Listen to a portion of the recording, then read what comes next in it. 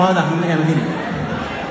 එච්චර කල් මගේ සින්දු ටික දීලා ඔයාට උපදෙස් දීලා හරි කන්න දුන්නට විතර කරේ. අම්මව පාවිච්චි කරන්න එපා මගේ. කරුණාකරලා යන්න මල්ලි ඇත්තටම මම කැමති නෑ ඔයාලා බලන්න. මෙතන දැකපු අය ඇති. මගේ අම්මට බයින්කට තියන්න බෑනේ පුතේ. ප්ලීස්. බොරු කරන්න එපා. ආර්ය අම්මට බැන්නයින් පස්සේ ඒ බැරිය ඉවර වුණා. ප්ලීස්. එක්ක මම බයින්නම් කොහේ.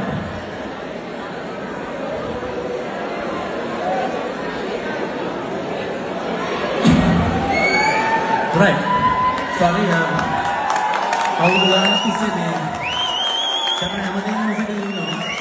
හැබැයි දැකපු අය ඇති මේ ක්ලිප් එක අම්මට කුණහරුපෙන් බයින්න කියන්න බෑ. ඒක මට කොන්දක් නැති තරකට එනවා. ගහන්න බයින්න යන්නේ නෑ.